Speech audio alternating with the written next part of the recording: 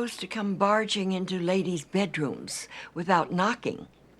God would not have invented doors. Should we start off with drink review? Because we were already talking about fucked up drinks, and I withdrew from my fridge a new drink that I've seen before, but I'm gonna try. Oh, I've had those before. It's called Vibes. It has like a sans serif font, and it kind of looks like somebody printed it. That's an interesting way to start the Vibes. Yeah. No, I know it's very interesting. So it's very minimal. Yeah, that's been around for a while. I had one a long time ago, but I can't remember if I enjoyed it. So they're magnesium based. So if I fall asleep during the podcast, that's why. It has a little bit of added sugar, about 40 calories. The copy states that for too long we've endured the mental toll of what living in a fast-paced world of distraction and uncertainty is doing to our well-being. The demands on us today are greater than ever, taking a toll on our mind and body. It doesn't have to be this way. Yeah. Here, take a drug so you can just be numb to all of that. Yes. Instead of questioning why we live in a fast-paced, distracted. No. Is there CBD in that? I don't even think so. I think normally they have some sort of marijuana. Well, this one just has magnesium. It's just called a mood drink with magnesium. Interesting. So it's primarily magnesium. That's the active ingredient. Huh. It has magnesium, calcium, potassium. What does magnesium do? THC. It calms you down. Oh. In small doses. Like people take magnesium supplements before bed, like melatonin. It's kind of like helps calm the body down. Yeah, I was like I walked to my new bodega. Yeah. And I was just like feeling miserable. This is yesterday. And I was just like grabbing things off the shelf. I grabbed some New Brews, I grabbed some Mitras, and I was like, I saw this Vibes mood drink, and I was like, yeah, give me that. Yeah. You know? My new bodega guy, he told me he would stock anything that I asked him to. Wow. He says he does that for people. He says, I have an Escalade stocked with all new product that I haven't even put on the shelf yet, which was like a little bit of a humble brag about his Escalade. And he's really nice. You should meet him. He's dope. Yeah. It's Alfonso. Okay. He says Fonz. He calls himself The Fonz Fonzie? sometimes. Yeah, he does. The Fonz. And every time I go there, he's in like a very bro-y conversation. Amazing. But I like want to be friends with him. Like I'm like being very neighborly with him. Yeah. Like I like reminded him of my name the second time I came in. Does he have New Brews? Oh yeah. Yeah, he has them for $6, which is like not bad. That's a good deal. But let's try this. Yeah, so I was at Target yesterday and I was just browsing as I do, and I noticed that there was a LaCroix flavor called Sunshine. Yeah. And I was like, what the fuck is that? Because LaCroix famously does not have like esoteric flavors. Yeah. Like they do combos, but they're all named after real food objects. This is the first time a LaCroix flavor has been like spiritual. This is Sunshine. It's got your basically normal LaCroix design on it, except it's adorned with sunflowers all over it. Sunshine is written with the I is a sunflower. Huh. 0 calories, 0 sweetener, 0 sodium equals innocent! ! They're kind of going for a Dr. Bronner's thing. Yeah, there. I like the innocent branding they do on the LaCroix. It makes me feel like makes my pussy tight. Yeah, 12 fluid ounces. What's the flavor of it, though? Well, that's a great question because I tried it. I have an opinion, but I'm curious. This is Julian's first time trying it live on the podcast. Squirted a little bit on myself. Not so innocent. Ooh. Okay. Right off the bat, that's powerful. Yeah, how would you, if you had to put a flavor to it? It's like crisp, a little like, I'm trying to think. It's like all on the aftertaste and like breathing out. It's like a berry to me. I can't really decide what it is.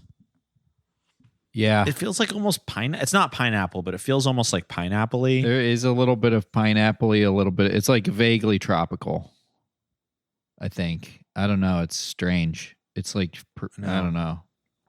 I was hoping it was going to be like grass and flower, like flavored, but it wasn't. Kind of tastes like bubble gum or something. That's kind of goofy. Not like bubblegum flavor, but it feels like I'm chewing on some Bubblicious. I don't know. It's interesting. Interesting. Sunshine. That's the only way I can describe it. Oh, it's coming back out. You can't keep the sunshine inside. He has to share it with the world. Wow. Well, I'm drinking a Breeze, B-R-E-Z. It's lemon elderflower flavor. It's labeled as a social tonic. It has... I just drank my second one because I drank two different sizes. I drank the 12-ounce size and the 7.5-ounce size. The 12-ounce one is 5 milligrams THC, 10 milligrams CBD, and lion's mane. Those are the main things it's advertising. And it says, it didn't have a long story or anything, but it says, you may feel happier and more social, calm and clear, brighter colors, louder laughter, and tastier snacks are often reported. Okay. It's like telling you you're going to be tripping if you... The brighter colors is crazy. It's either telling you you're going to be tripping or you're going to regress to a baby-like state, which is actually really what all millennials wants. Like, our generation collectively wants for brands and politicians to baby us. Yes. Like, the guy who played Steve on Blue's Clues is apparently starting a new adult podcast that's a kid show for adults. No. It's so I feel like it makes me mad because it also reminds me of how sad a lot of people's lives are that they need that. I know. And I think I'm in denial that people's lives are so awful they need to regress to childhood. Well, I'll tell you what, Steve, I will come on the podcast and I will wear a diaper while doing it if that'll make you feel better. Anything to get Boys Bible Study 10 more Patreon subscribers. Yeah, we will do. Are they gonna? I hear they're gonna replace the fluoride in the tap water with that drink you're drinking, Scott, with Breeze. Breeze. It's going to be I have seen the end of it's going to be the end of Perfume Story of a Murderer, where everyone's sucking and fucking on the ground. I haven't seen it. That doesn't matter that you know that. It's going to be like that when Breeze is dumped into the tap water. That's right. That's awesome. I have seen the ingredient lion's mane and more stuff lately, I feel like. Yeah, it's a mushroom, right? Yeah. Lion's mane. Yeah, well, there's these mushroom energy things. There's mushroom coffee. There's mushroom energy drinks. I think that those probably have a lion's mane component. Yeah, usually. The last energy drink I had was I forget what it was called now, but it actually tasted good. That was the most surprising thing about it, because I was very tired. I slept horribly the night before, and I had already had 3 or 4 coffees, so I got an energy drink, and it still didn't work for me, but it actually tasted good. But one of the ingredients was lion's mane. Okay. Mm-hmm. Interesting. I gotta say, but this it didn't vibes... taste like battery acid or whatever. It tasted like a drink. Mm-hmm. That's fantastic. I mean, that's still what holds New Brew higher above the rest. It just has an elevated flavor palette. That's what really will make it last the test of time. I gotta say, this blood orange lime flavored vibes is extremely good. I just don't know, if I'm gonna feel the magnesium or if I want to, but hey, we're vibing out. I think that was a pretty solid beverage report. Yeah. We're tearing it up.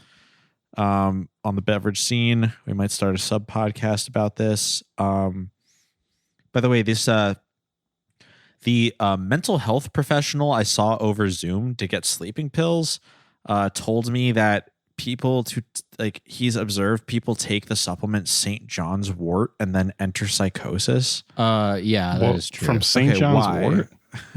I don't know. Yeah. I think that does happen to people, but I think you have to be pretty fucked up. Predisposed to psychotic episodes. I do. Or something. I have heard that St. John's wort can have an actual effect on you. I think it's a serotonin agonist, the way that many things are, alcohol, weed, MDMA to varying degrees. This is according to a man I spoke to yesterday. It's also funny that he, from what you told me the other day, that he is tried to get you on Zoloft.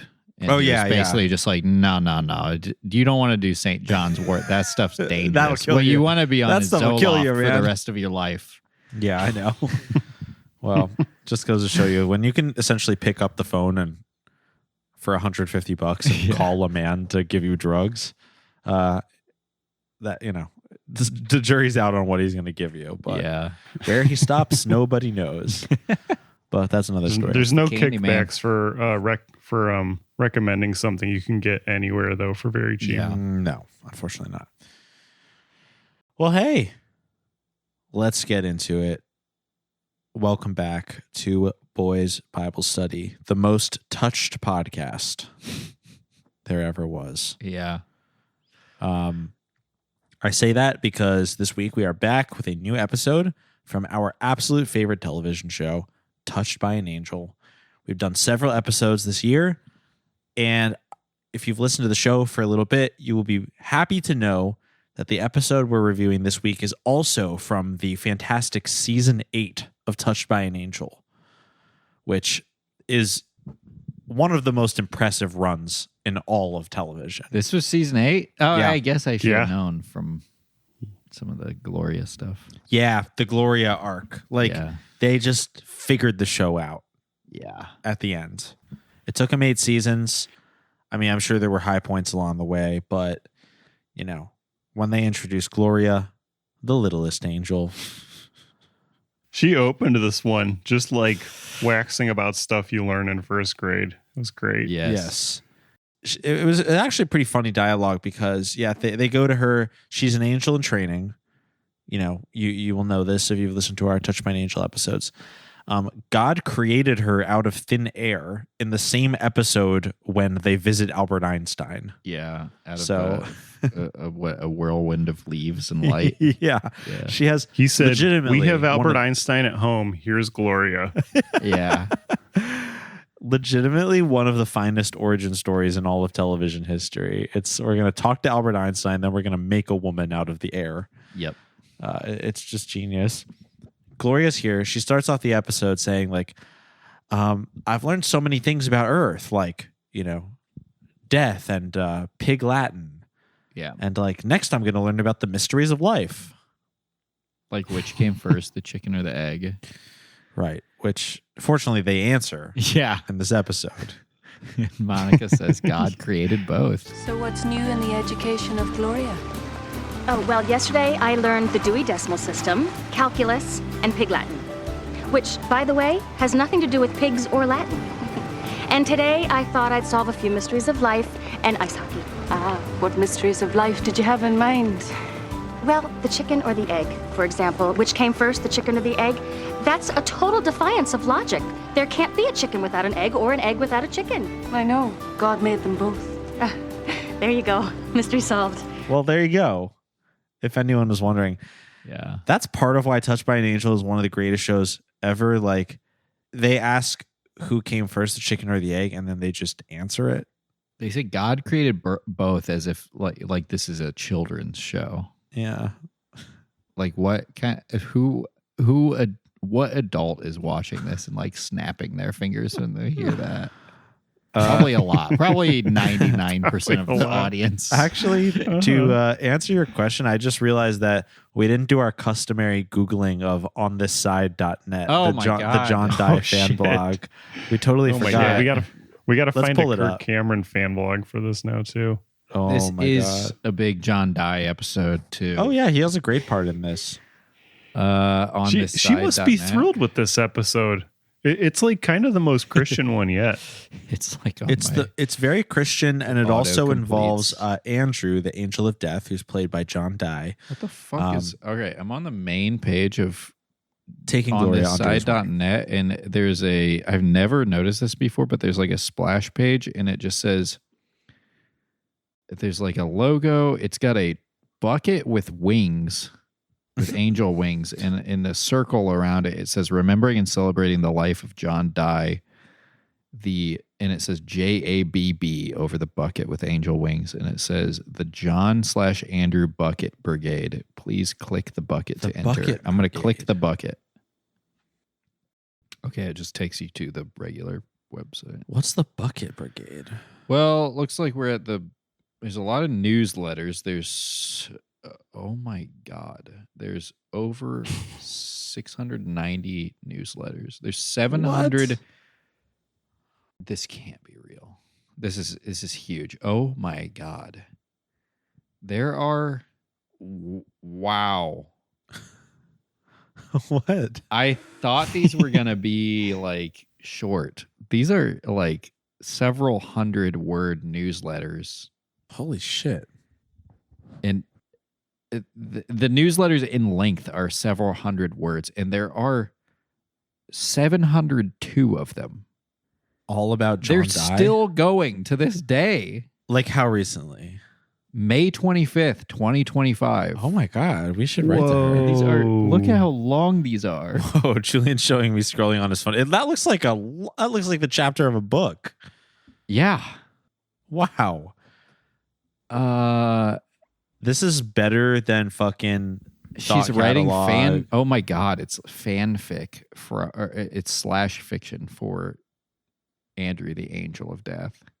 Now, be careful when you say slash fiction, because slash fiction is a very particular term. Okay, sorry. It's fan fiction is general. Slash fiction specifically means romantic pairings of characters having sex or a relationship with each other. I'm sorry. I don't know what kind of fiction it is. But let me tell you, it's not real. But it's not real. It's all in your head. This is crazy. This is really revelatory. Anyways, props to the lady who runs this website.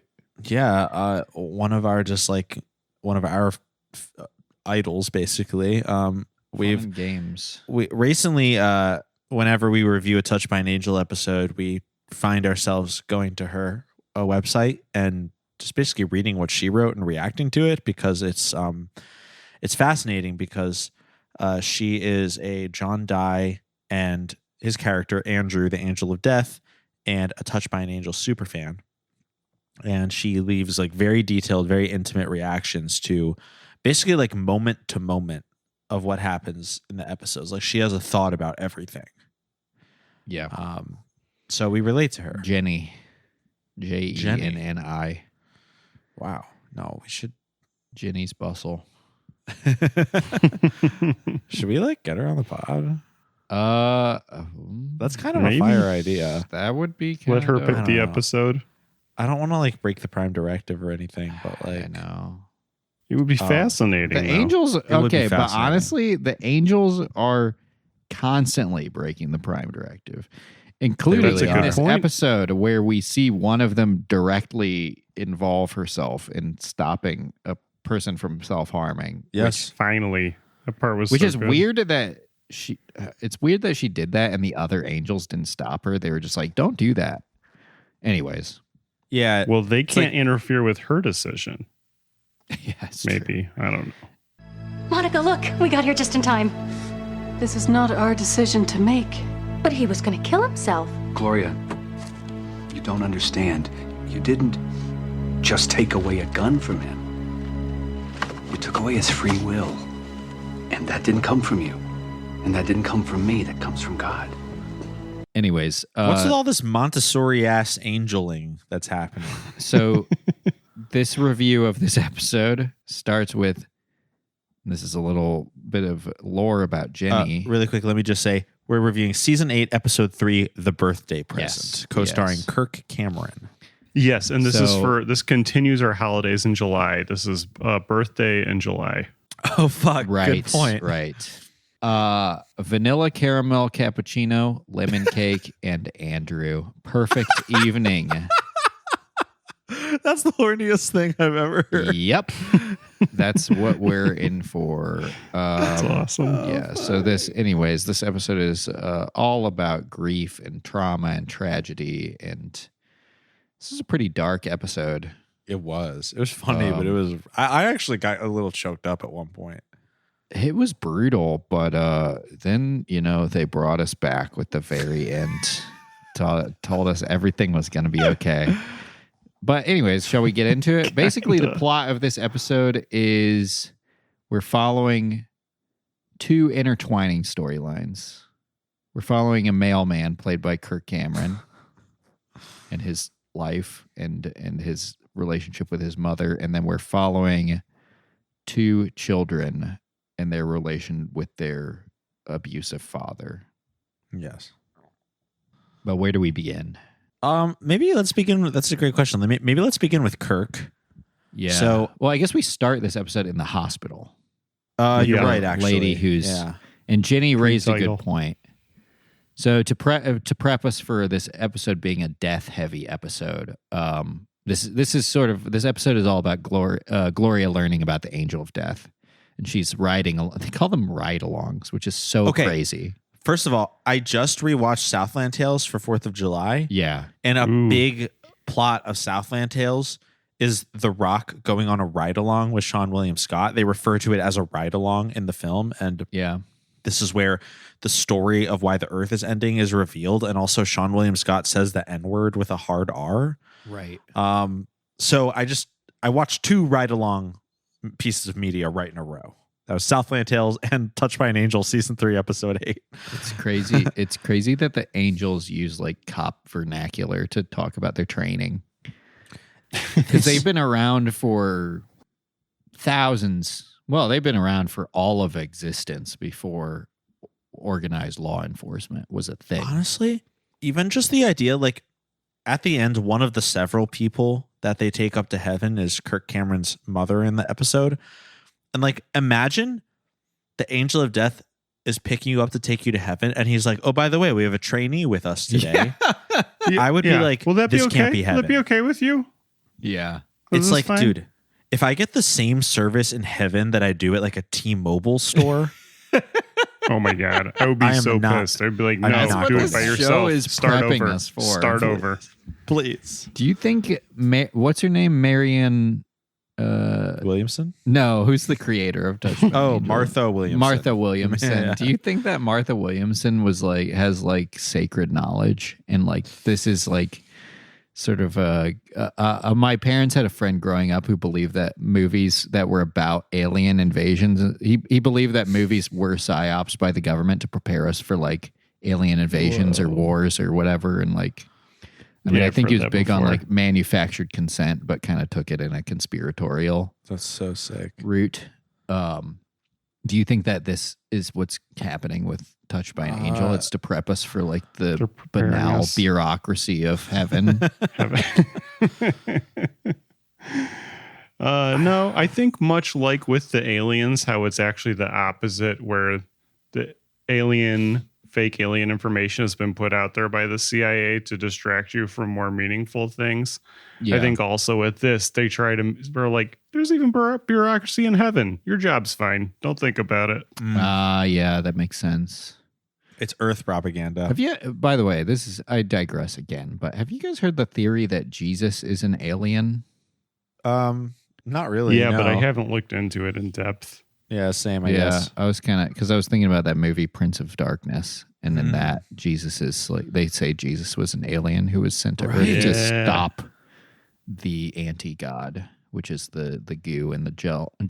And I thought that was interesting. We should cover that for the pod sometime. We should absolutely do that. I would love to watch that movie again. Tying this into something else, Scott, city of Cleveland has discovered a new goo. Oh, yes. That's right. I actually put that in my notes to talk about. Ship Goo 001 is its official name. Very creative. Goo? Ship Goo, because it was found on a ship in Cleveland. Wow. It's a new organism. A false goo. It's a new organism with a new found DNA, I guess. What? They're not sure. You don't think it's the the stuff from the Pharaoh's sarcophagus, do you? Oh, fuck. Maybe. Remember when they opened that? I don't know. And then Trump got elected? Who knows what the hell's going to happen this time?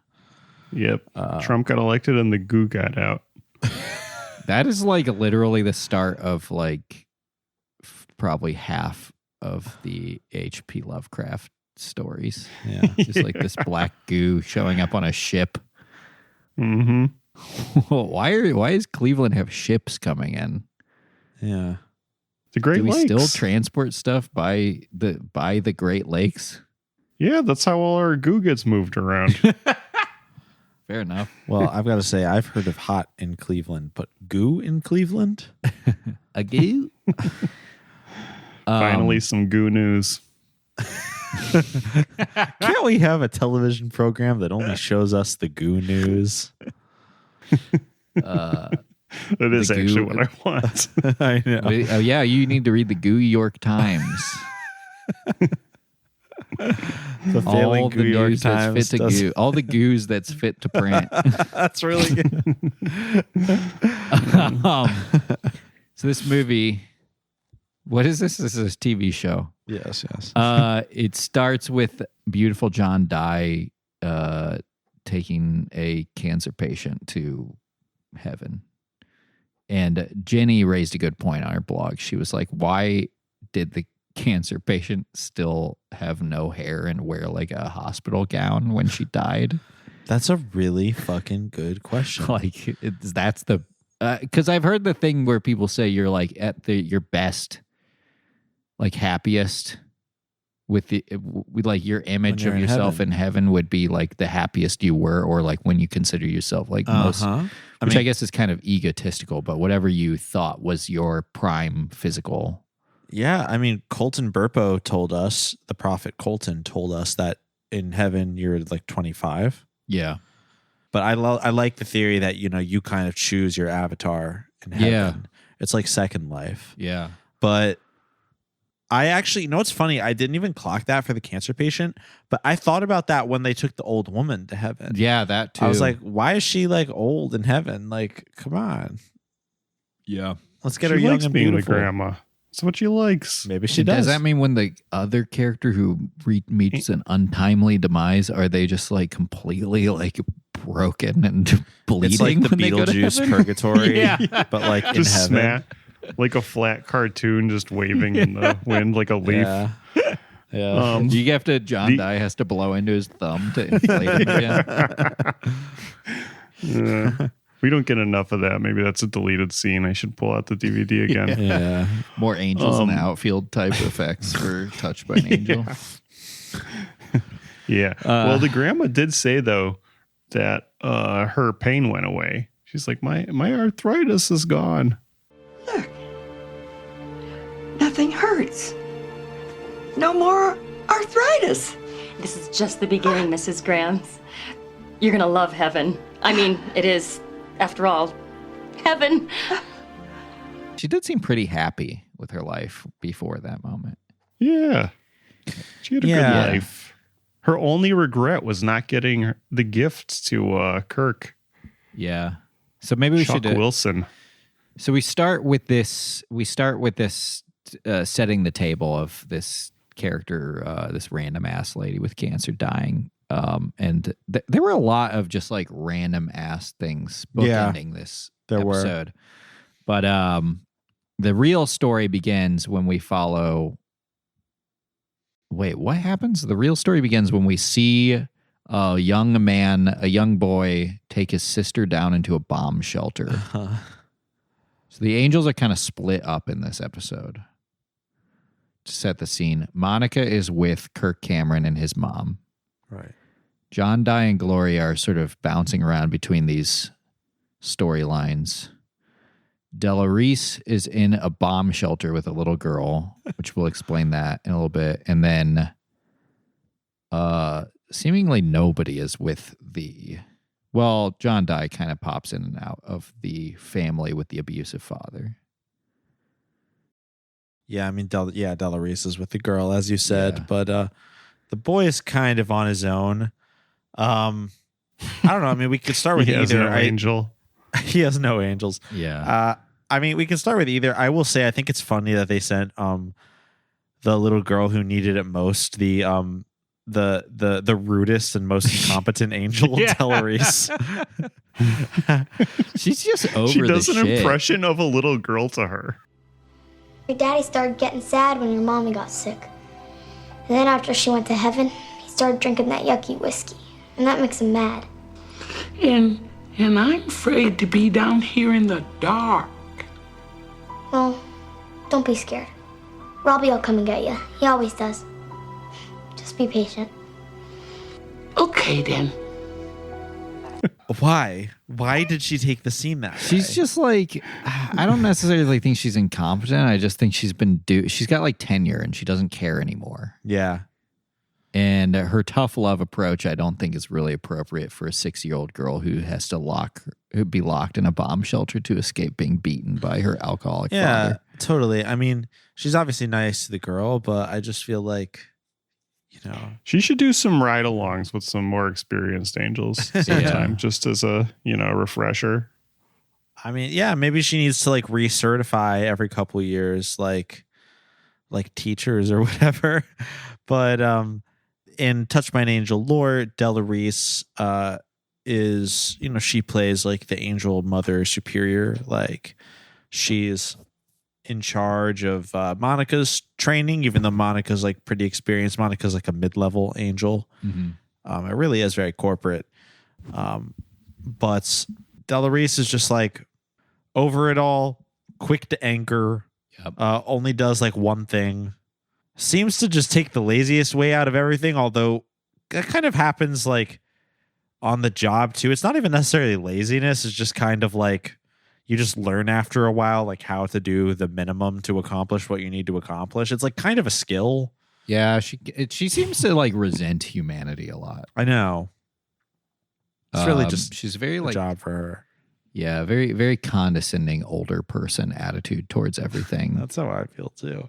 Yeah. But she's very nice to this girl. Like she plays games with her. She basically just keeps her occupied while she is locked in a nuclear bomb shelter that happens to be on the property of this house. Locked from the outside. You know how when you have a nuclear bomb shelter to protect yourself, you put the lock on the outside? Yeah. That's what they have.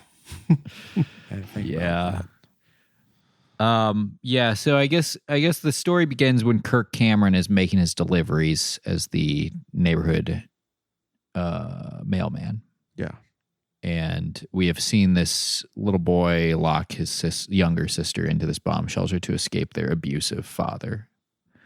And one of the deliveries that Kirk Cameron has to make on his route is a package for the little boy in this house.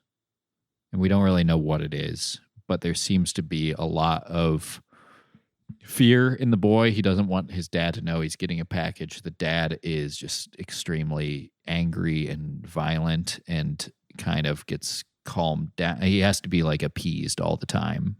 Right. So there's obviously a lot of family stress there. Yeah, he's always drunk, and whenever he wakes up, he's really mad. First thing. Yeah, we find out it's because his wife passed away from some sort of illness, and he holds. I think it was cancer. To be honest, yeah, he holds a lot of resentment towards his own kids after that loss. So yeah, that's what's going on with that family. And Kirk Cameron delivers the package, which the boy, to calm his dad down, says is a birthday present for him, which is where we get the title of this episode. What kind of package would you need to sign for? Huh? Was that for me? I asked you a question. What is it? It's something I ordered. Yeah. And now you're gonna tell me what? Right now, Robbie? I can't. Why not? Because it's your birthday present.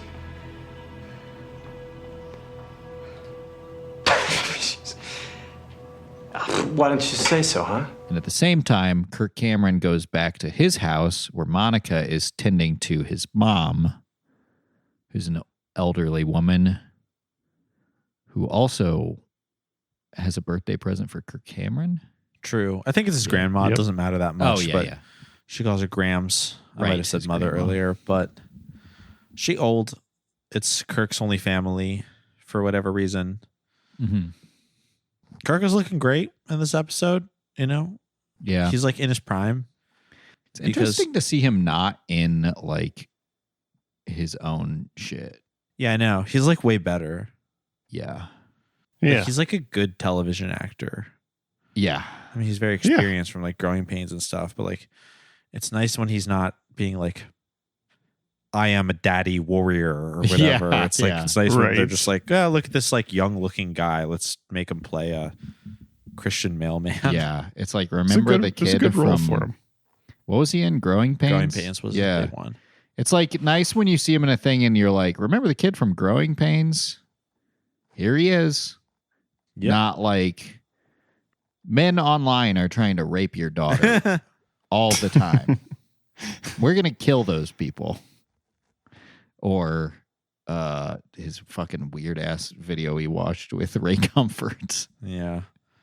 Where he was like looking at like cows' digestive systems. Yeah. Yeah, it's trying to gotcha people on the street. Yeah, which is his like other passion after acting. His hobby. Yeah. Sticking his neck out. He actually loves sticking his neck out in real life. In real life. Yeah. Yeah, there's a motif in this episode where Kirk's character, whose name we don't remember, it's not important. We'll just call him Kirk. Chuck Wilson. Oh, well, there you go. Chuck Charlie Wilson. This is Charlie Wilson's war. It's Charlie Wilson's world. We're lucky to be living in it. There's a motif in the film where his grandmother thinks he doesn't take enough risks in life. Yeah. And she calls him Mr. Turtle. And the reason is because, he stays in his shell. Mm-hmm. And he needs to stick his neck out. Yeah. We don't really get a lot of evidence for this in the show. It's just kind of a motif that turns into some character building at the end when Kirk does stick his neck out. All right, what can you do, Grandma? The kid goes to work. Yeah, she takes care of you. She wants him to have a girlfriend, and she thinks he's too shy, and she tries to set him up with Monica, who, as far as we know, is a random woman who has just appeared out of thin air in her home and is like brushing her hair. Yep. Never really explained who she is or why she's there. It's kind of just accepted that she is, which seems to be the case for a lot of times when the angels just appear in your house. Right. She got away with saying very little. It was like half a line. She said that she was, in very few words, said that she was the replacement for the usual person. Gramps. There's a new thing out. It's called knocking. I'm sorry, Hi. Who are you? Oh, this is Monica. She's filling in for Mrs. Miller, who says she's ill. I think she's gone to the track. Hello. Hi. Thanks for being here. Without really explaining what that person does. Because it's easier to not. So Kirk's grandmother is very elderly and needs like a caretaker. Right. That's the impression I get. And if you haven't heard our other episodes about the show, sometimes no one can see the angels. Sometimes only one person can see the angels. And sometimes everybody can see the angels. Right. And it's kind of just picked at random. Mm-hmm.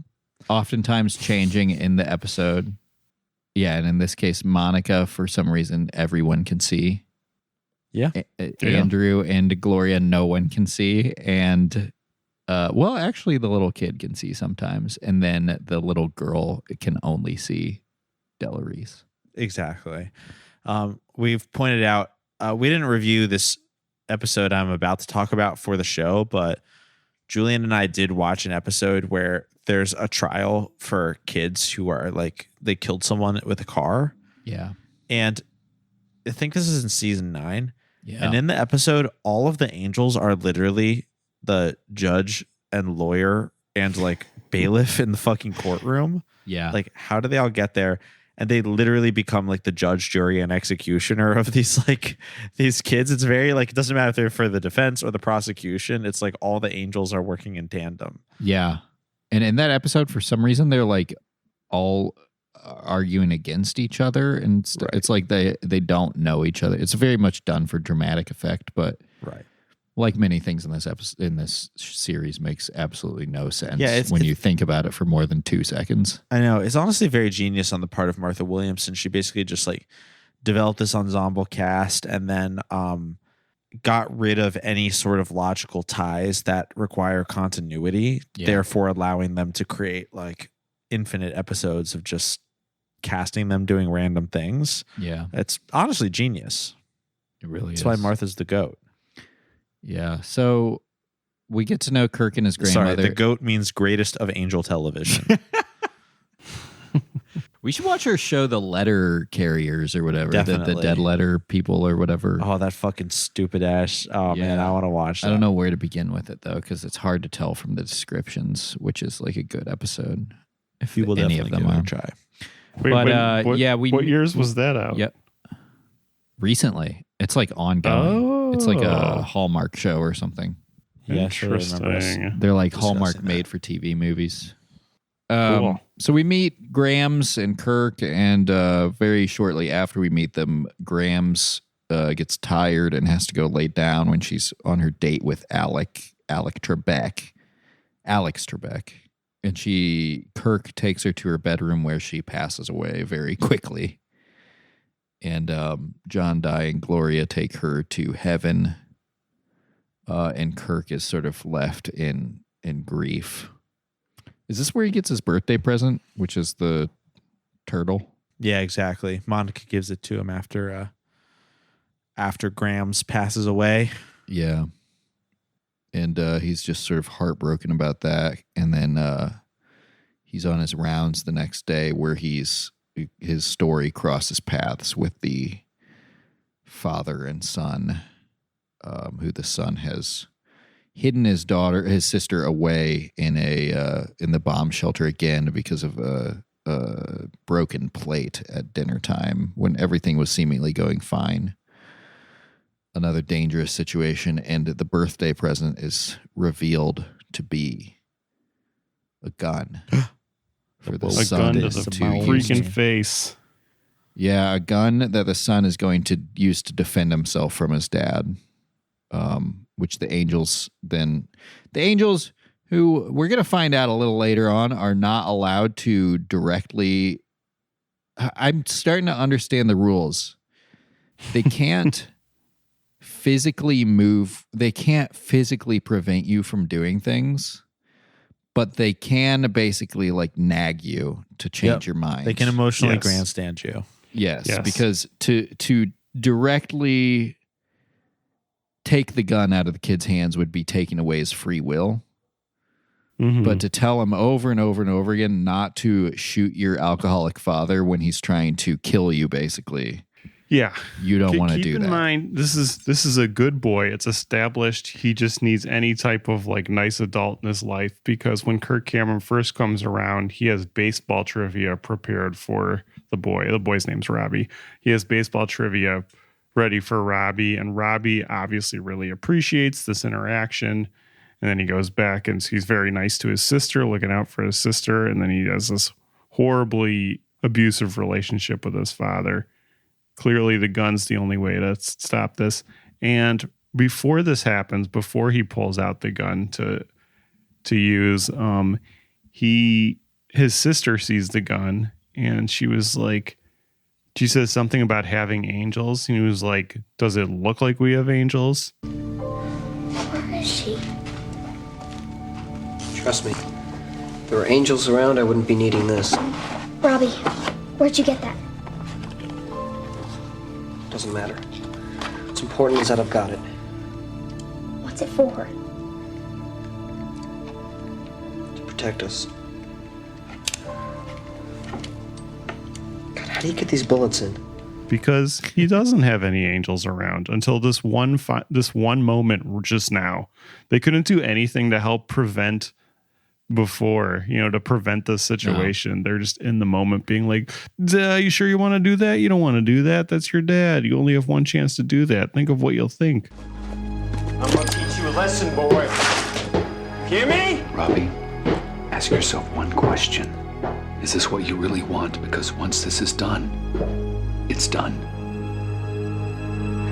The angels have a very conservative view of the nuclear family, which is like, no matter how horrible it is, you have to love your family no matter what they do to you, which I believe was also the lesson of another movie we watched, The Story of Mother's Day. Oh yeah, with the girl who had the like narcissist, alcoholic, like extremely emotionally immature mom, and the lesson of that movie was like, no matter who your parents are or how they treat you, you have to love them. Yeah. Right. You are stuck, and there is no hope for you. And God have mercy on you if you decide to change any of that, is basically the lesson of this.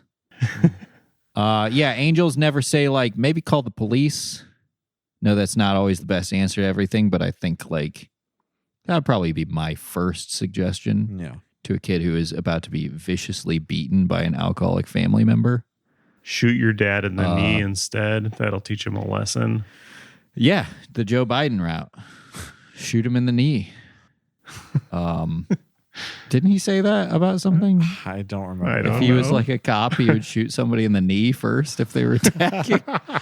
But beyond that, you have to teach people how to de-escalate circumstances. De-escalate. So instead of anybody coming at you and the first thing you do is shoot to kill, you shoot them in the leg. I don't remember that. I miss that guy. That's good. Yeah, I miss him every day. So... the angels talk him out of shooting his dad. He throws the gun in the trash can and runs out the door after with the keys to the bomb shelter. And the dad has no idea where the daughter is. Importantly, he does not throw the gun in the trash can. As he's sprinting out, he throws it under the bush really fast right outside his house. Okay. My bad. And I think the key stays in it. In the box. I think it does. Oh, right. Or the only maybe other not. thing I want to... The key's somewhere, though. He definitely throws the key along the way. The key is on his person because a scene later on when the dad receives the kid's belongings, he finds the key. Yeah. I see. Yeah. Okay. Yeah. The only other thing I want to mention about the gun is that there's a line toward the end of the episode where Monica, aka Roma Downey, says, he bought it illegally on the internet. Yeah. That's how he got the gun delivered to him, and that is such a touch by an angel, like hand-wringy thing of just like it's the internet. It's Your the 12-year-old could buy a gun. It's bad. It's the internet is where you find illegal raves where you do drugs that ruin your life, right? And you buy guns, right? It should have cut back to Robbie reading Christopher Dorner's manifesto. I really wish Touched by an Angel was still on the air because I feel like they have so many. There's just so many things in our world that need the angels to tell us what to think about them. They literally should bring it back. You should pitch it's such Julian. An interesting show. A reboot. That'd be awesome. Who would be the angels? Awesome question. We didn't talk about this before. Glenn Powell would be John Dye. That's a good idea. Aubrey Plaza would be a good. Oh no, I was going to say Chloe Grace Moretz. Yeah, she would be good. She'd be a good Gloria.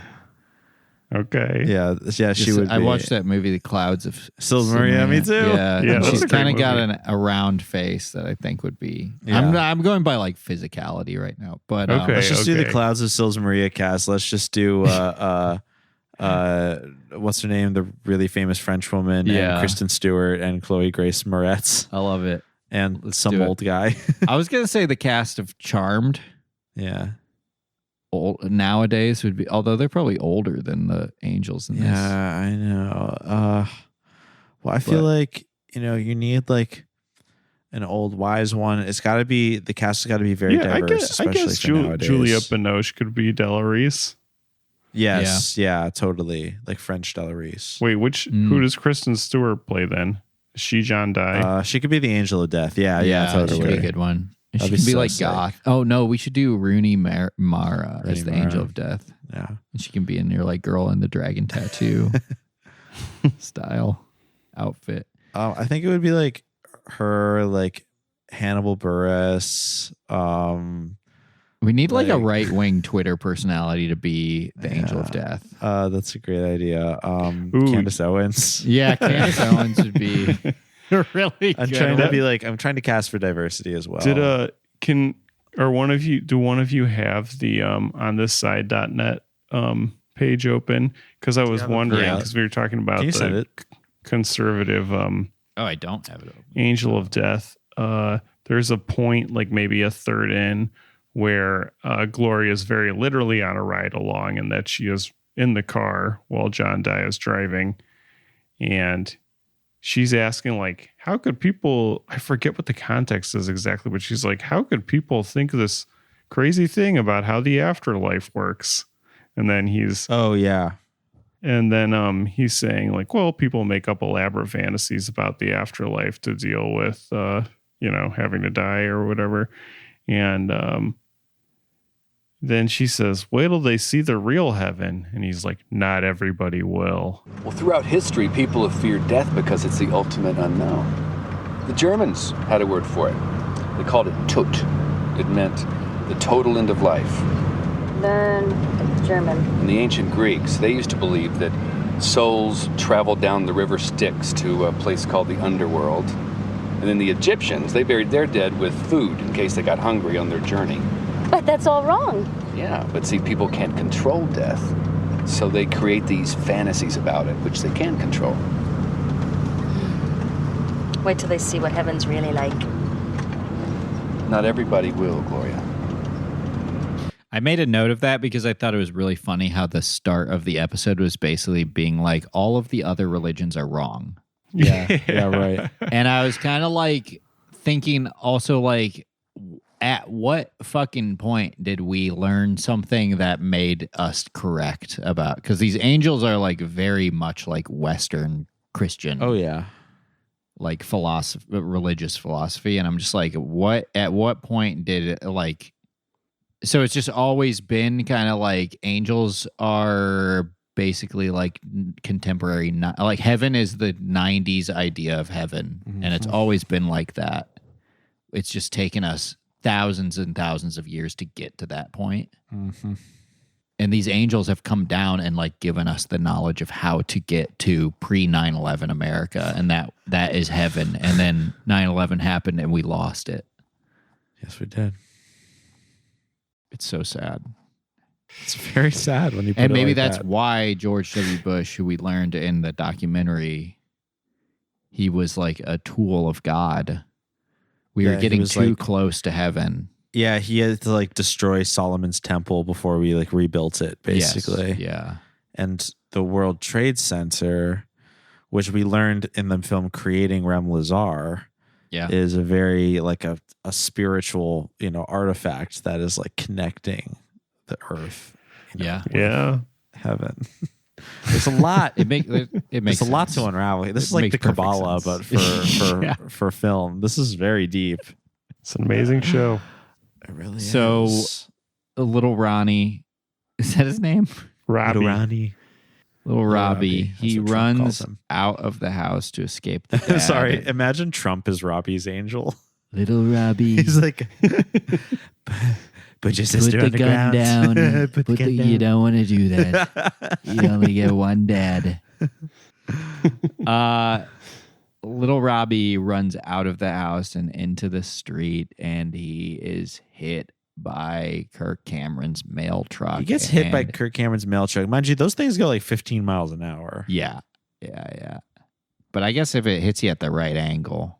Yeah, it hit him at the right angle. Yeah, sure. And kills him instantly. Yeah. Which is, I was not expecting the episode to go this dark. Like, we watched the lady die of cancer at the beginning. Then we watched Kirk Cameron's mom be like, I'm sleepy, and then just die. Right. And then he fucking ran over a kid who was trying to protect himself and his younger sister from an abusive father. Yep. How in the world are we going to recover from this? I know. It was so sudden and immediately permanent. I did a triple take. I was like, wait, I had to tell my brain, be like, no, that's what they did. I know. Yeah. And mind you, in most other occasions on this episode, when they take someone to heaven, they show them in communion with the angel of death, and it gives us, the viewers, a look at hey, it's actually a relief after all, because this person was good and they're going to heaven. We don't get that with Robbie. We didn't get that with Robbie, which makes me think maybe he didn't go to heaven. Maybe he went to hell. Maybe Robbie didn't have a soul. It's just crazy that the angel of death would spend his time, instead of having some idea of what Robbie was up against and trying to console him, he's just put the gun down, boy, and then to save his drunken, abusive father, and then instantly kill Robbie. Yes. Yeah. Because he had to have known that would lead Robbie into this situation. It makes a lot of sense with the ride-along thing, because this is very like the way a cop would handle a situation like this, which is just completely devoid of any context and making everything way worse. But it is funny because this is like a frequent way that angels treat children in the show, which is to sort of like treat them as if, number one, they are adults, and number two, that they should like know inherently right from wrong from the moment they're born. Like, they really don't like the fact that Robbie went on the internet and bought a gun illegally. Like, he's just supposed to know that is like wrong to do when he's being beaten by his father because of his mom dying of cancer, and he has to protect his sister, who is like 6 years old. Yeah. Is like being bruised by this like adult. And the angels are just like, forget all that. You should know better than to point a gun at your dad. Right. Like, same with the rave one, where the kid was like, his home life was horrible. And so he tried to escape from it by going to raves and like having his own interests and stuff. And they were just like, that's wrong. Yeah, I know. You should be home fixing your family. Well, I think that is definitely a theme of the show. And the kids who tried to blow up the school.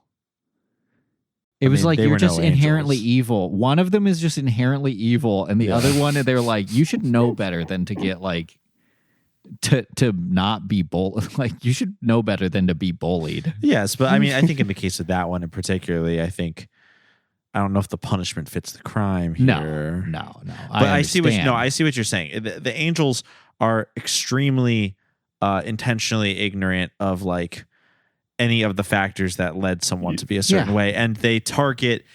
I mean, I would agree that like sometimes people make the wrong decisions out of like basically being cornered to like a preyed upon animal. Yeah, but at the same time, it's just funny that that's what the angels choose to go for. These are these people with the power to manipulate people's actions.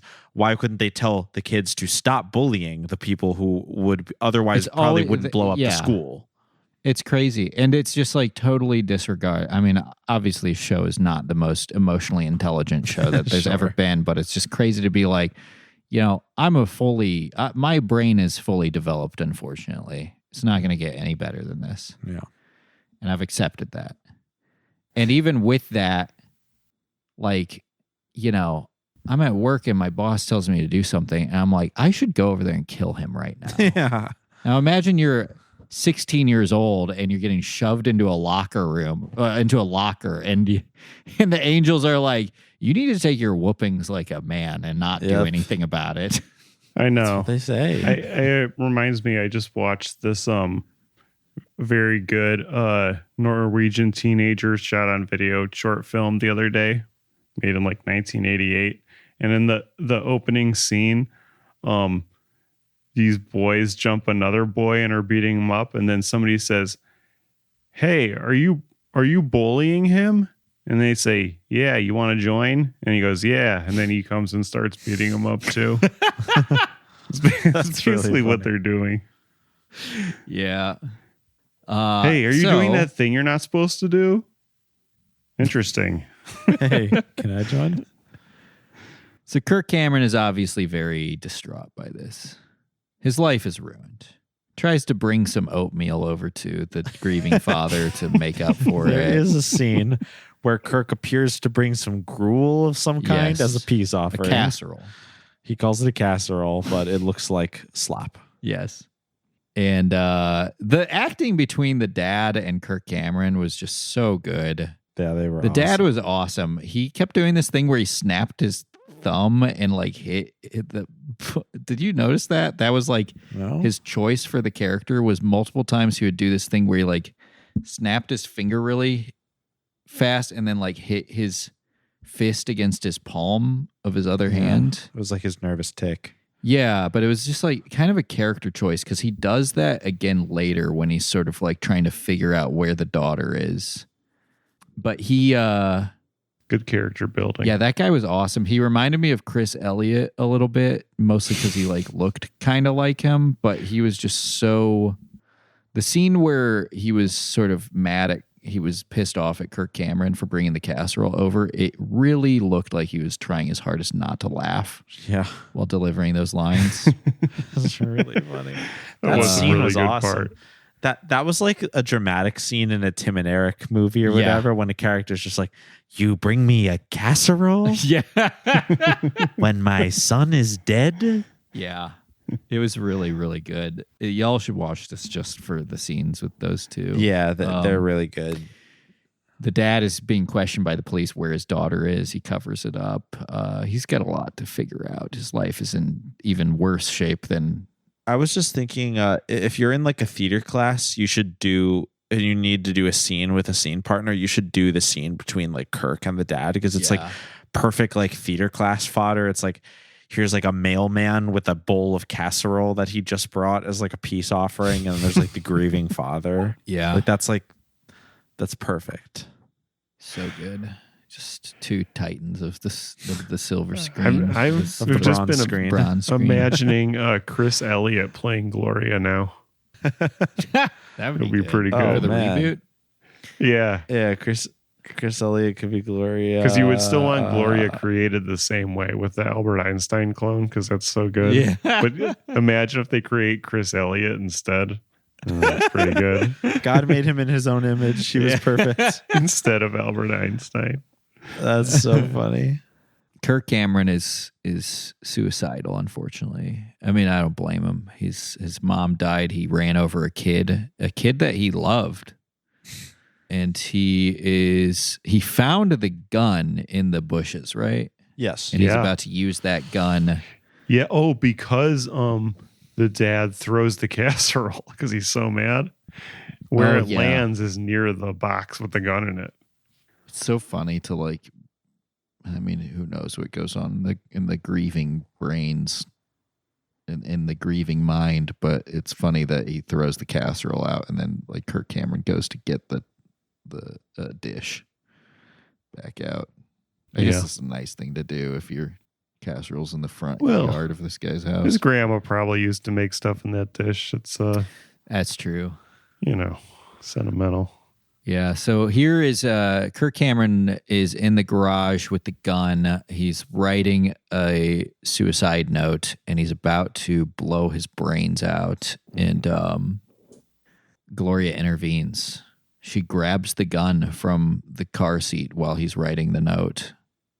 And that's when the other angels get a little perturbed. She broke the prime directive. They said that she robbed him of his free will, which you shouldn't do even if he was about to take his own life. Yep. They say put that back and cock it for him just to make sure he doesn't want to do it. Yeah. They don't say that in some religions it is like an unforgivable sin to take your own life. And I don't think they go that far in this. No, they don't. But they do look down upon it in the same condescending way they do anything that they don't really understand. Yeah, I think without really describing it as a sin, they just see it as like something that goes, because, a big part of Touched by an Angel is that like God has a plan, and they show that by every episode, like someone getting cancer or dying in a car crash, the way that every Christian movie does. So if you are impudent enough as to take your own life when you could have just died by being hit by a mail truck, on accident, I just kind of feel like that's the tone they take without really saying it out loud. Yeah. And there is a little bit of a thing where it is like it is very, very difficult for him right now because apparently God's plan was for him to run over a kid with a mail truck and have his mom die and be a virgin. Sometimes God wants you to hit a kid with a mail truck. Yeah. There's nothing wrong with that. It's crazy to be like, I don't know what to tell you. God really wants to see you suffer. Yeah.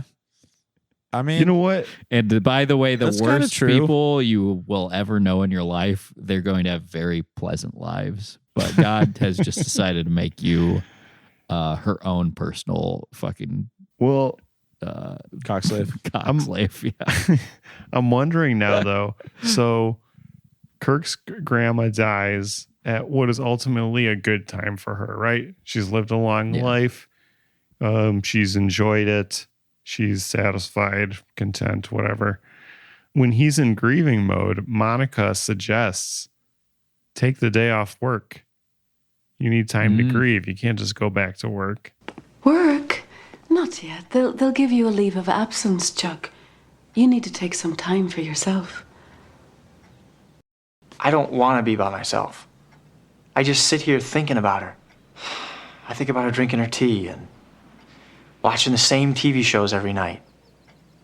Listening to her nag me about getting up off my rear and getting some gumption. It drove me crazy. So she did try to get him to take off work. And if Holy he did shit. take off a couple days, he doesn't hit that kid. So maybe like his grandma was supposed to die when she did so that he would grieve and take off work. But he fucked it up. This is the kind of fucking Rube Goldberg passive aggressive way these angels This show work. is genius. Yeah. Imagine what would have happened if Kirk Cameron didn't go to work. The boy shoots his father, makes it look like an accident, gets acquitted, grows up to be a famous politician. J.D. Vance takes the vice presidency. Whoa. Wow. I tremble at the thought. Did J.D. Vance shoot his dad? No. Oh. And even greater than that, he gets to be the most memed person of all time. I know. Amazing. Yeah, and that little girl is still in the bomb shelter. She's still, they say she still lives there, singing London Bridge with an old lady. Talking condescendingly to her, pretending to be a 6-year-old. So that I feel like people would take the angels' advice a little more often if the angels would say they are angels and not just random people who are like, you should take the day off work. Yeah. That's a good point because she ends up revealing to him that she's an angel anyway. So maybe sooner would have been better in this situation. So it's a little on both of them. They wanted him to hit that kid with the car, though. They were doing reverse psychology. Yeah, they really did. Because they'll be like, oh, it was God's plan. When they're like, you should hit that kid with that car. What if you drove really fast down the street while we know a kid is about to run out? Let's see how fast that thing can go, Chuck. Why does he sprint into the they're street, sick. though? That doesn't really make sense either, to be honest. Yeah, I don't know. Related, I love when the cop says to Kirk Cameron's character, like for the purposes of the plot of the show, like, you can go. There were a lot of witnesses, and they all said it wasn't your fault. Yeah. Everyone saw you kill that kid. Yeah. But And they don't were like, blame you for it. But "Oh, they do he know didn't you're mean the guy to." who killed the kid. Yeah. By the way. And they were like, oh, he didn't mean it. Nah. He it was just funning. Hey, nothing stops the post office. Nope. This is why they're That- defunding. Wouldn't the that post be office. crazy if you currently I talk to my mailman enough where I'm like, I like my mailman. Good guy. Nice guy. Friendly guy. Like, I can't imagine like if I found out he smashed a 12-year-old, like just seeing him every day, be like, that's the guy who smashed that 12-year-old. Yep, that guy killed a 12-year-old. How often do you think that happens with like Amazon drivers because they put them on these insane like time limits to deliver all their shit and they're not allowed to take bathroom breaks? Yeah, listen, if my double-headed dildo doesn't get here between the 4 p.m. to 8 p.m. window, then I'm going to go out there and smash a 12-year-old myself. So who do I care who they hit on the way here? Yeah. My mailman is one of those guys who you see these guys now, they have these jobs that I don't blame you. It's got to be fucking just mind-numbingly boring. But he's one of those guys who's just on the phone all the time. No. Like, you see people who are just like on FaceTime their Oh, yeah. entire like 8-hour shift with people. Yeah. Mm-hmm. That's kind of cool. I feel like that's so cool that you have friends who are like also just willing to be on FaceTime with you and like doing nothing. Yeah, that's some people's lives. No, that's Yeah. a crazy thing to see at like a cash register. When somebody's like checking out, having a full conversation, you look down and you see like their child or, sibling or Or like whatever just on FaceTime with them sitting at a desk somewhere. I love when it's like the friend and you kind of see like maybe a hand or a shoulder and the camera's just like pointing straight at the ceiling. And it's just like... They're both doing the same thing. Y'all are just chilling right there virtually. Yeah. No, I know. That's It's like cool. That's like a thing. The closest that non-normies have to that is like Discord calls. Yes. Because that's sort of the same concept. But yeah, like I got into an Uber recently and I saw that the person was on a call with like assuming his like wife or girlfriend, and it said that they were on hour 6. Wow. It's kind of beautiful. I mean, it's sad and beautiful, and like it really says a lot about the human condition. Some people just want to be connected all day long. Or there's some fucking crazy ass codependency shit going on. But I heard that the internet was a place where you could buy guns. To quote onthisSide.net, under the random thoughts category. No, I'm sorry. This is under the lingering questions category, which is different. She says, "Can you seriously order a gun via mail? Majorly disturbing." Yep. She doesn't like it when Touched by an Angel reveals the dark side of humanity. A lot of times she'll say like, "I'm happy this episode was a lot lighter because the last one was so disturbing." It's got to be tough having a crush on the Angel of Death, you know. Yeah. And he When you're died so too. sensitive. Yeah. Yeah. He died of like an overdose or something? Didn't he kind of have like a wild life? Broken heart. That has got to be fucking rough. Jenny didn't know it, but he was trying to meet up with her. Did I ever show you all that documentary about the people who are like sexually, or they like fall in love with objects, and the one lady was like in love with the roller coaster, and they like made her kind of like have sex with it. Yep, I saw that. Titan style. She's from She's from Allentown, Pennsylvania. Oh yeah, and she said her first love was the Twin Towers. Yeah, that's so funny. She's from Allentown, Pennsylvania. I know this because I watched that documentary, and it was like, from Allentown, Pennsylvania. I was like, what? Wow. Shout outs to my girls. So, we have watched and reviewed yet another episode of Touched by an Angel from one of the most iconic runs in all of television, in all of the bronze screen, season 8 of Touched by an Angel. What do we rate? Wait, we didn't even talk about the ending of the episode. No. Fuck. Yeah, we got to talk about this ending. Okay, let's talk about the ending. Let's talk, because I do want to go to the gym. Okay, so the Angels show, Monica shows Kirk Cameron that the address for the package was for Robbie, and he realizes that he bought the gun because he was being abused at home. So he confronts the dad about it, and true, the dad is arrested, and the girl is freed from the bomb shelter. And that's how. Oh, and then we go to. Everybody's really sad, but then they take Gloria to a hospital where a random ass baby is being born, and she's just like, "Wow, that's so amazing!" Like, we get to see people off, and then we also get to see. Oh, she says, "For each life that ends, a new one begins," and that's beautiful. And it's like, you just saw a kid get run over by a fucking mail truck because he was fleeing his abusive father, and you basically caused him to flee. And you're like, wow. Yeah. The circle of life. It's just a day on the job for her, you know? That's right. Yes. She has no conception of being human. I mean, in the rave episode,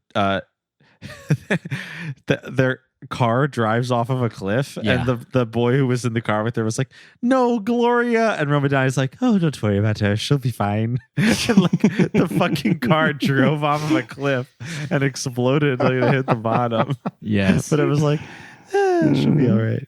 So, you know, this woman has no conception of pain, idea of the fragility of the body. She was made out of light and leaves. Also, if you're just joining us if this is the first time you're hearing about Touched by an Angel, sometimes the angels have superpowers. Yes. And it is very, very unclear when or why they are allowed to use them. Right.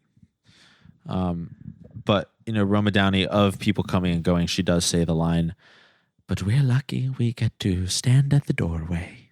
Yep. exit through the gift shop.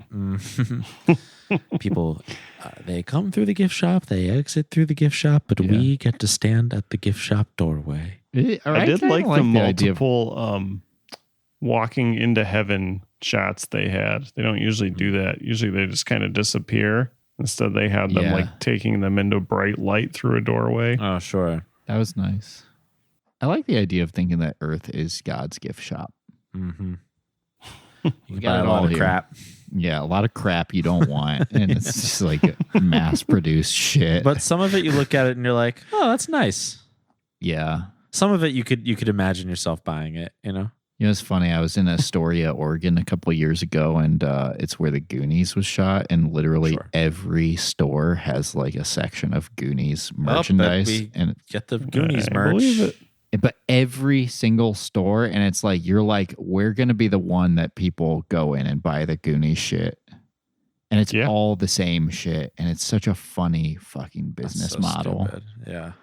Where every store, our main export is Goonies memorabilia. Yep. How much numbers of that can you possibly do? I guess that the idea is like I buy it once and then it takes up a very little real estate, and then just like maybe I'll get lucky and sell like a $5, like a fucking 35-cent magnet that for $7. Well, if you're only in Astoria for the day, you're going to buy it at the first store you go in. So it's like it may as well just be my store, you know? Exactly. But, anything else? Also, like 9 stores that are like have the word gypsy in the title. That all sell Goonies merch? Yes. Yeah. I mean, they all do. It's really funny. What do we rate this? Yeah, anything else important from this episode? What do we rate this? Let's rate it. Yeah. What do we think? I'm going to give this 2 atomic bombs out of 2 atomic bombs, because that I believe that's, to this date, hopefully when it airs, that is the number of atomic bombs that have been dropped in wartime, in used in combat, I should say. Yeah. So knock on wood that we won't have to re-record this segment before Sunday, but in honor of the bomb shelter that was arbitrarily put in the backyard of this family so that they could have a storyline of a little girl being locked in a bomb shelter. Why it couldn't just be a shed? Yeah. Don't know. It's, for some reason, it made more sense for them to say that they had a bomb shelter. They had a bomb you shelter. kind of did see more into Robbie's psyche that way. Because Della Reese is like, my brother Robbie said, or no, she's saying to Della Reese, my brother Robbie said everyone was going to have a war. That's why we have this bomb shelter. My brother Robbie says once upon a time, they were going to have a war with bombs, so everybody was going to live down here. But they didn't, so now it's our secret playhouse.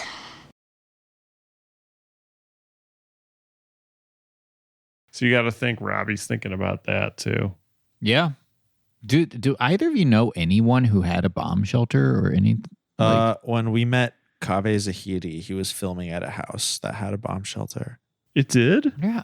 How common are they? It was like Kaveh Zahidi's friend who was really nice. He told me that the house, really nice. I didn't see it, but he told me that the house had a bomb shelter on it. Wow.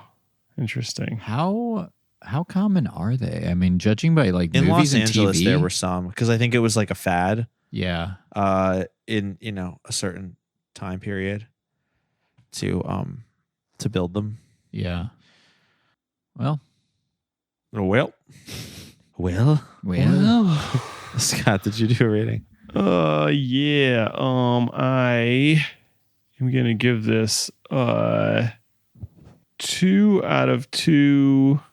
No, 2 out of 1 angels. Because they sent 2 angels to do the job of what 1 angel should do. So I guess that's good. I guess that's a perfect rating. However, if I were dying and they showed up with a ride along, I would be so upset. That's just not fair. Like I know I basically already said this, but it just isn't fair. You can't do that to a person. They have to be really bad. Like maybe the drunk dad gets a ride along, you know? But like this nice old grandma? That reminds me of our friend Tom's story about how she's probably racist.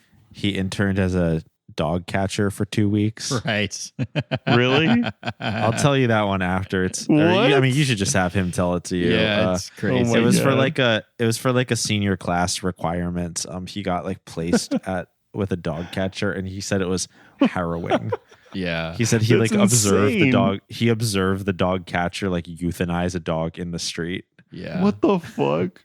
It's an amazing story, but that's for him to tell, not me. I really enjoyed this episode. The birthday present, it was great to celebrate birthday in July. Our ongoing holidays in July series. Last week we did Valentine's Day in July. Today it's birthday in July. I'm gonna have to give this 3 out of 3 dates with Alex. Yes. Alex Trebek, that is. Please, I'm not going to die. I have a date tonight with Alex. That's what this sad old lady called watching Jeopardy. She called it her date with Alex. But you know what? She's probably still getting more dick than me. So shout outs to her. That was yet another foray into the fantastic Touched by an Angel series. One of America's greatest media exports, truthfully. We absolutely love it. It's been a pleasure to spend this year watching it. We hope everyone listening enjoys it as much as we do. So, if you're here for the first time, please check out boysbiblestudy.com. Hear the rest of our free episodes going back 5 years now. Every week. Actually, every other week. If you want to hear episodes every single week, why don't you go to patreon.com/boysbiblestudy and be our angels. If you subscribe at $5 a month or higher, you can get access to 5 years worth of bonus episodes. Lots of Christian movie review content. Also, special shout outs to our patron saints, the Mother Superior Angels at the $20 tier. Nicole, Marissa, Jeff, Mark, and Alex. Thanks so much for your generous support. Also, our outro song is Oh My God by Mary. So from all of us here at Boys Bible Study, myself, Ash, my co-hosts, Scott and Julian, we would like to say, peace be with you. And also with you. I hope God makes us a new podcaster out of thin air for next week's episode. Forgive me, Father, for I have sinned. I feel your love in me, it's coming from within. Oh my God, my devotion is so unwavering. Divine emotions when you enter me. Every day